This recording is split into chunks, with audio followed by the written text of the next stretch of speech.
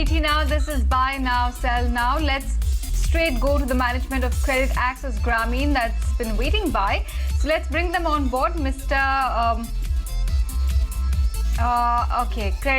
Gramin's MD is with us. Mr. Udaya, thank you so much for taking time out to chat with us this morning.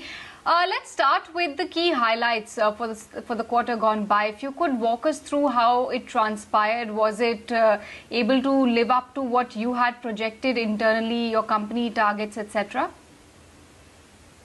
Actually, we have grown very well. Our YoY growth is about 39% in terms of portfolio growth. Our income has grown. Our profitability has not grown because we have taken early recognition of NPAs. Not NPA, basically the delinquency, whatever, based on COVID, we have taken early. So which made us a kind of loss in this quarter, but which makes us very strong in terms of growing forward so that we can leave the COVID behind and focus on growth in terms of Q3, Q4 and thereafterwards. So I think we are quite ahead of what we have been thinking in terms of our growth and quite fine with our target numbers. So we have surpassed our growth aspiration for the current year despite COVID. I think we have done much better than what we thought as of Q3.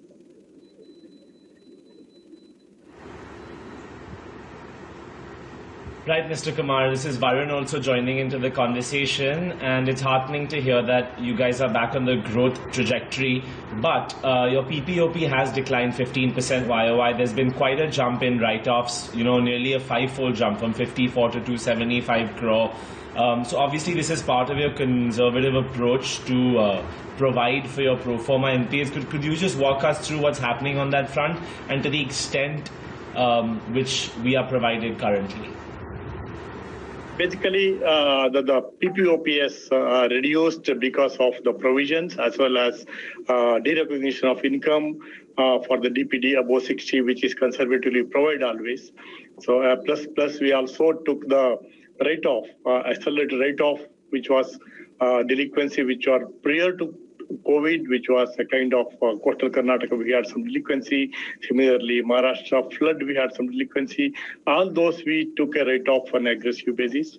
So which also the provision more than 60 days as a stage 3, which is again early recognition. So these three things together, the recognition, early provision and write-off together, we had a less of PPOP.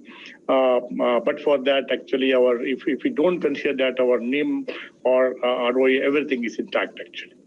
So since we recognize early, which makes us strong enough in the Q4 as well as going forward.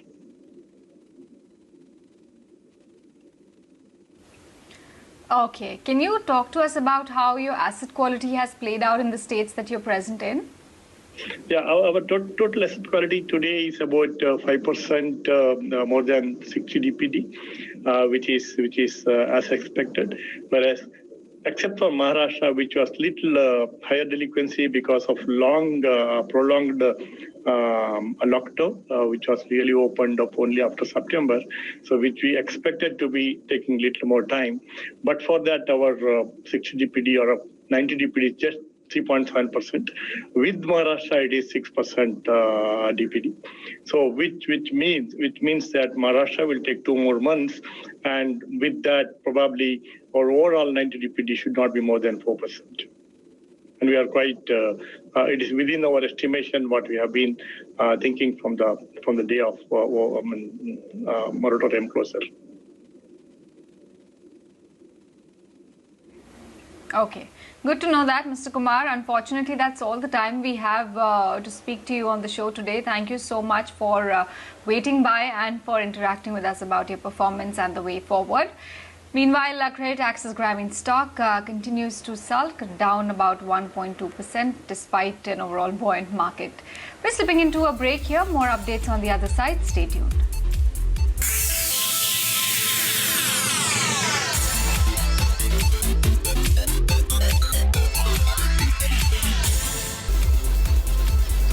Hi, welcome back to Buy Now, Sell Now. You're watching ET Now. We're being joined by a very special management. Mr. Anuj Jain, who's the ED at Kansai Nerolac, is now with us.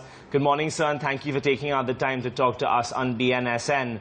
Obviously, paints are in focus. Asian Paints has been one of the top performing stocks. We have Indigo IPOing right now. You even have a couple smaller SME paint companies like Circa Paints, which are doing very well, and they've all performed really well in the recent months. So what's really happening right now in the sector? Of course, you can give us an update on what happened in the quarter that just went by. And given that housing seems to be experiencing quite the boom, is the outlook for paints looking quite resilient going forward? Good morning. Thank you for having me here. So I think you had posed me multiple questions. So just to start, with the quarter result, I think this quarter has been one of the very good quarters.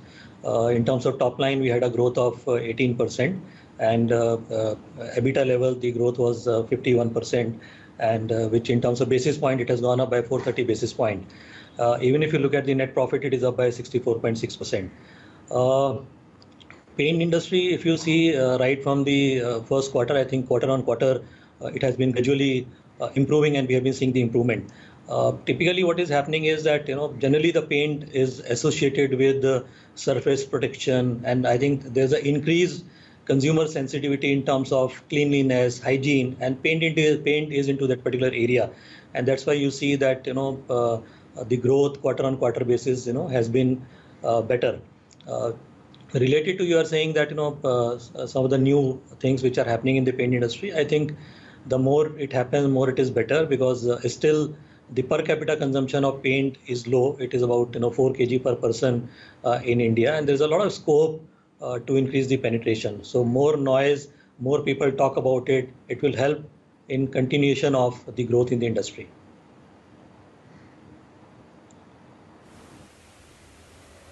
Mr. Jain, over the near term, do you think all the levers and triggers are in place? Because right now we are seeing a good comeback in the real estate and construction market. Industrials is also reviving. So if you could tell us, how do you see the volume growth panning out over the next couple of quarters, and whether it will be driven by industrial versus decorative? So as of now, you see that first 2 quarters the growth was driven by decorative, and in the last quarter even the industrial sector has come back, and partly it's a mix of pending demand plus the regular demand. It's a mix of that. So I think whatever indicators, consumption indicators are there, because paint is very closely related to the economic growth, and whatever consumption indicators we see, which is whether it's a GST, which is all-time high collection, and also the consumption of the electricity, it indicates that the demand is on the positive side, and also to some extent the base effect for the month of March, where last year actually the lockdown happened, would also play a role.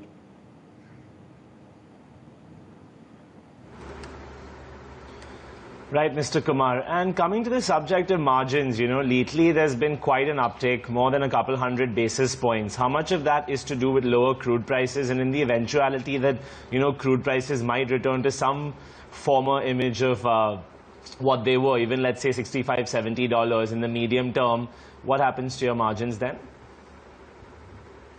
So there is definitely an inflationary trend, and as of now the growth is high, so somewhere it is getting consumed.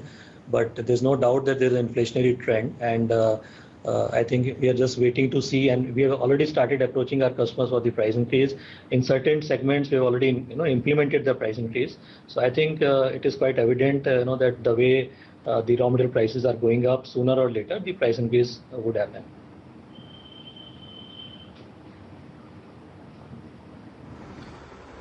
Okay, so price increase will mitigate raw material cost increase. Okay, well, thank you so much, Mr. Kumar, for talking us through your Q3 numbers and giving us an update on what's happening at Kansai. We appreciate it. Time for a quick break here and Buy Now, Sell Now. Stay tuned. We'll be back in just a minute.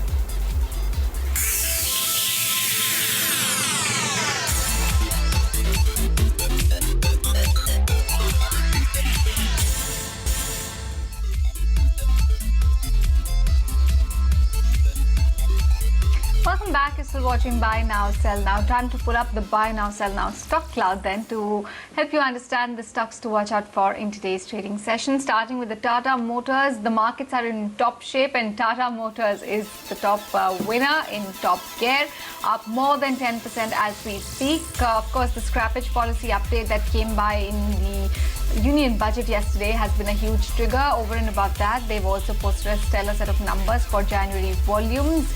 So that's the reason why we have Tata Motors at the top of the list, followed by an HDFC Limited, another name that's looking quite resilient in trade, up almost 5.5% as we speak. They will be delivering their Q3 report card shortly.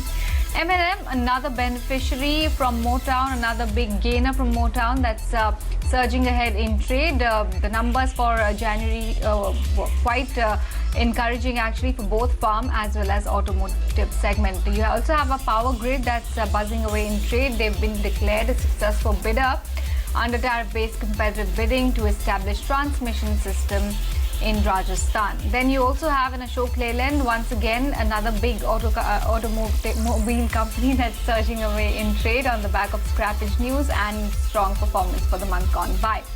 HDFC Bank, Axis Bank, two heavyweights that are also leading the index up today. You also have an Escort surging ahead of its numbers, and finally you also have an SBI from the PSU universe that is leading the pack there. So these are the stocks to keep on your watch list today. Kunal Bothra is here with us. Let's take it across to him. Kunal, I'll straight away want to know what your top trading ideas are for today.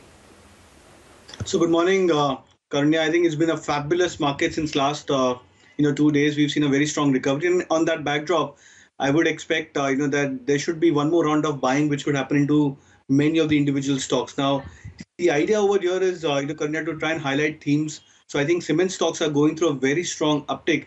And you just look at not the last 2 days chart, but look at the today's intraday charts.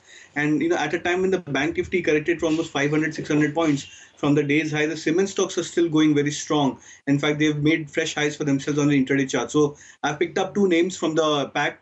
First one, which I'm recommending, is Ambuja Cements. I think the stock is looking extremely strong. It's on the verge of giving a multi-month, multi-quarter breakout on the long-term chart. So would suggest this as a buy, more of a moderate risk trade. Targets to be kept at approximately 300, more on a positional play, and stoppers could be kept at 260.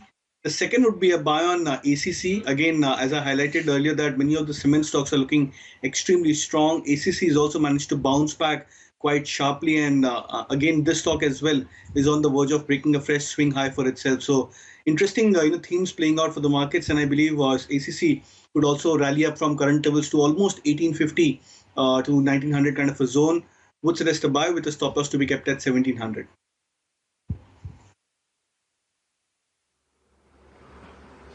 Okay, thanks for that, Kunal. Let's move on to our queries then. We have 3 or 4 we need to address. The first one, M&M, which I think recently gave numbers. So our viewer here, Alvinder Singh, has bought M&M shares at 925 2 years ago, and he's been holding them. Now he'd like to know if he should cut losses and exit or continue to hold. Kunal, what's your advice?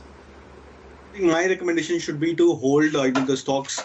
I would not say an average at current levels. I mean, frankly, if the query would have been like a couple of weeks back, then probably I would have suggested an average when the stock was at 770, 750 kind of levels.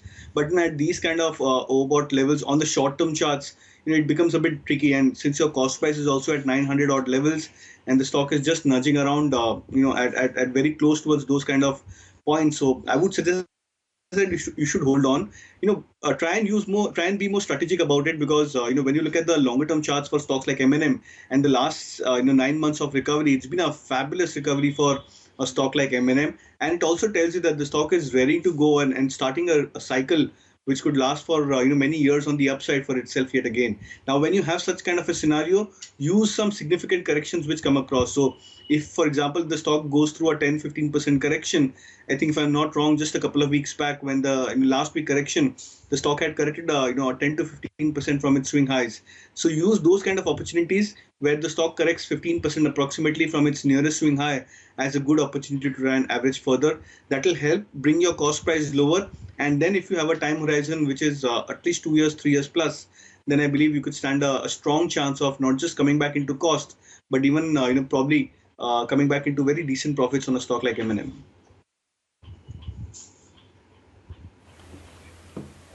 Okay. All right then, Kunal, let's move on to the second query. It's from Anuj Jain based in New Delhi. He's bought 5,000 shares in IDFC First Bank. 37 rupees was the buying price, and wants to know if he should book profits and invest elsewhere, or should he stay put. Your advice? I think you should stay put. IDFC First Bank has, for the first time on the multi-month charts, have given a breakout. I think January month was a spectacular month for IDFC First Bank.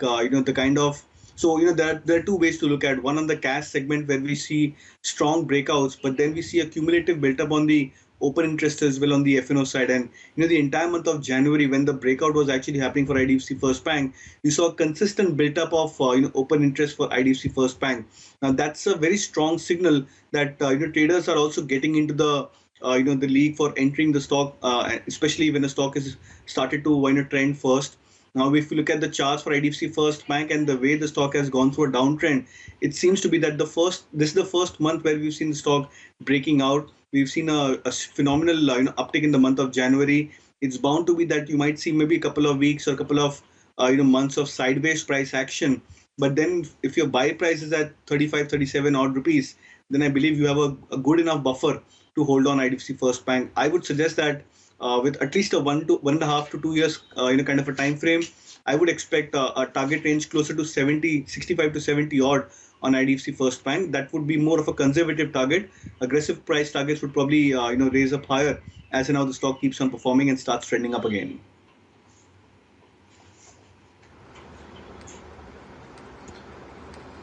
Okay, thanks for that, Kunal. Our next query is from Arjun Singh of Delhi, quite an interesting one. He's looking at splitting investments between the Bajaj twins, so Finance and Finserv, or Pyramid Enterprises. So if you compare those charts, Kunal, which one is the most attractive to you? Well, I would suggest Bajaj Finance and Bajaj Finserv. I think that will be a short and sweet answer for the stock. Those stocks have performed very well, and I think they've shown their caliber in the last 9 months as well.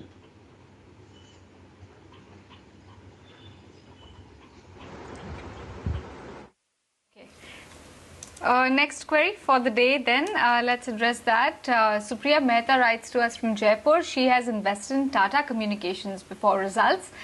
Outcome was worse than expected. Her question is, should she stay put? Right now, Kunal, the stock is at 984 odd levels, and if at all she did invest right before the results. Clearly she has not got her expected results or expected returns yet. What would be your advice to her?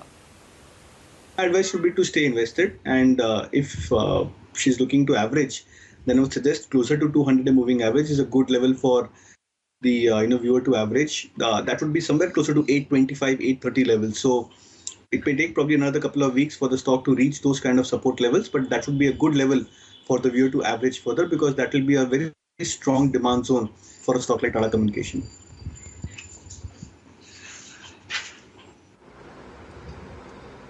Okay, Kunal, thank you for all those technical insights this morning. Great to get perspective from you. On that note, we'll slip into a very quick break and be back just a minute. Stay tuned.